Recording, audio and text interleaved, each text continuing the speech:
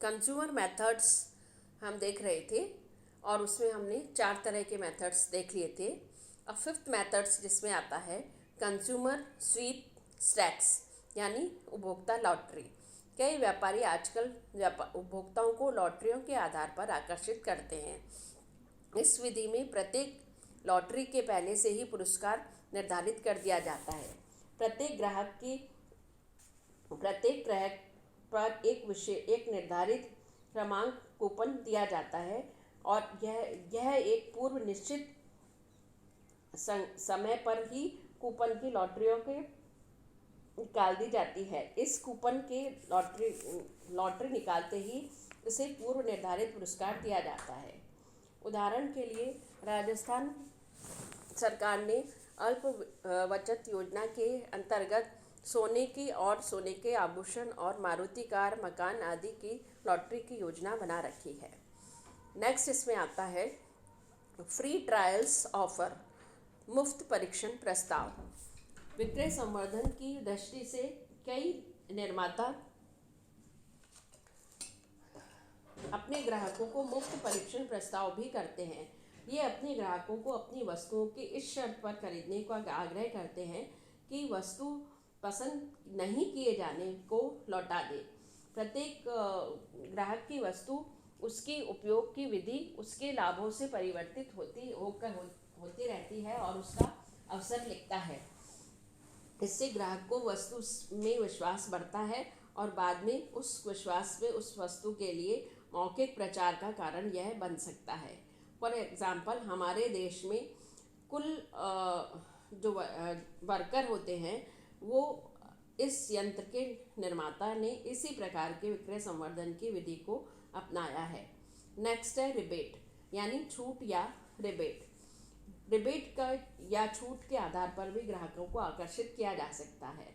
इसमें ग्राहकों को एक निर्धारित प्रकार की अवधि में क्रय करो एक विशेष प्रकार की छूट या रिबेट दी जाती है।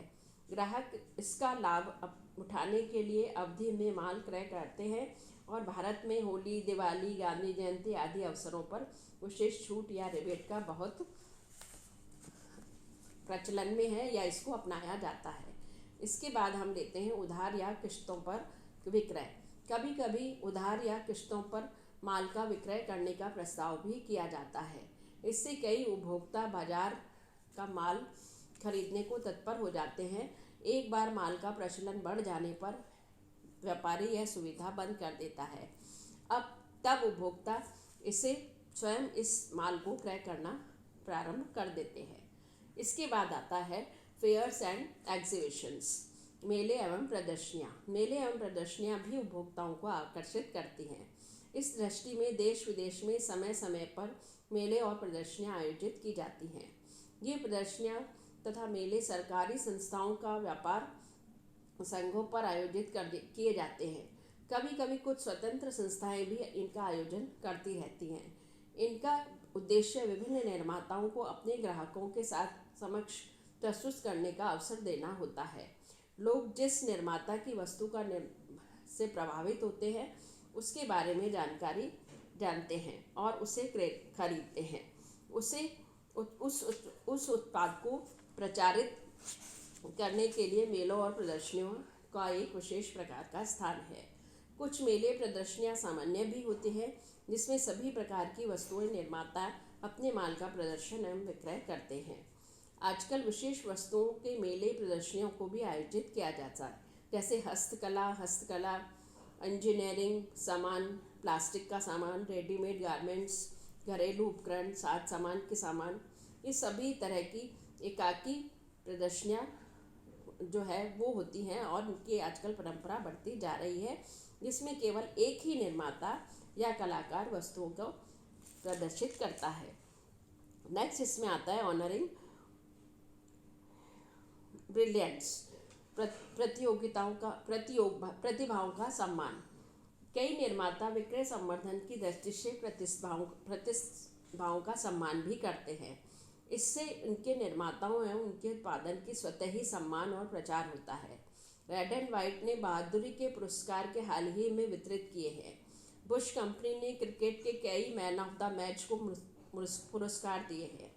विपुल ने रिलायंस कप को आयोजित किया है।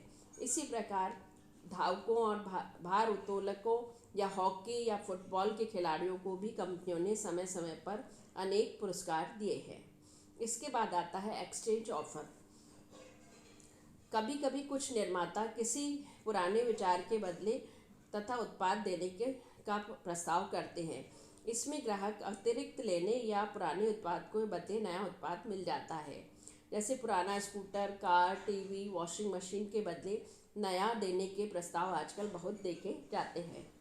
नेक्स्ट आता है त्योहारी मितव्ययी पैक प्रस्ताव, फेस्टिव इकोनॉमिक पैक ऑफर।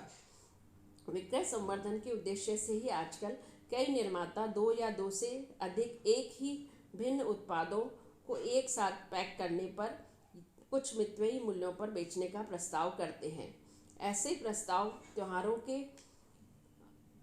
पर अपनाकर बहुत देखने को मिलते हैं, इसीलिए इनको त्योहारी मितव्ययी पैक कहते हैं।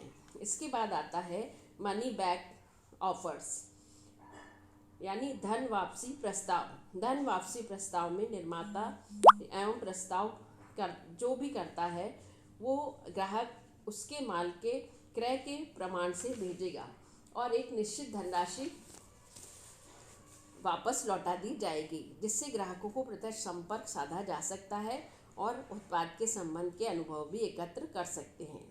नेक्स्ट इसमें आता है संरक्षण पुरस्कार। कई निर्माता अपने स्थायी ग्राहकों को सम्मानित करने के लिए संरक्षण पुरस्कार भी देते हैं। ऐसे पुरस्कार उन ग्राहकों को दिए जाते हैं जो सर्वाधिक मात्रा में माल क्रय करते हैं, एक निर्धारित राशि से अधिक माल क्रय करते हैं। फॉर एग्जाम्पल इंडियन एयरलाइंस, ये जो है वो फ्रीक्वेंट फ्लायर्स प्लान के लिए अंतर्गत ऐसे पुरस्कार प्रदान करती है। नेक्स्ट इसमें हम लेते हैं क्रय बंधु सुसज्जा, पॉइंट ऑफ परचेज डिस्प्ले। कभी कभी निर्माता फुटकर व्यापारियों की दुकानों, शोरूम आदि के काउंटरों पर आकर्षक रूप से सजाते हैं। इस सजावट द्वारा निर्माता अपने उत्पादों के प्रति ध्यान का आकर्षित करने का प्रयास करता है, जिसके परिणाम स्वरूप ग्राहक जब माल क्रय करने के दुकान का शोरूम में जाता है तब वह उत्पादों की ओर बरबस ही आकर्षित हो जाता है। इससे क्रय बंधु का क्रेता का ध्यान आकर्षित करके उसके माल क्रय करने के लिए निर्णय को प्रभावित करता है। तो इस तरह से हमने देखा कि उपभोक्ता विक्रय संवर्धन की कुछ प्रमुख विधियां हैं और कुछ लेखों ने कुछ विधियों का उद्देश्य या कुछ उल्लेख भी किया है, किंतु उनमें से अधिकांश विधियां मोटे रूप से प्रीमियमों तथा प्रतियोगिताओं के ही रूप में होती हैं, अतः पाठकों को इससे भ्रमित नहीं होना चाहिए। तो ये अभी हमने देखी सेल्स प्रमोशन में जो मेथड्स या टाइप्स हैं, उनमें सबसे पहला हमने देखा कंज्यूमर मेथड या उपभोक्ताओं की विधियाँ।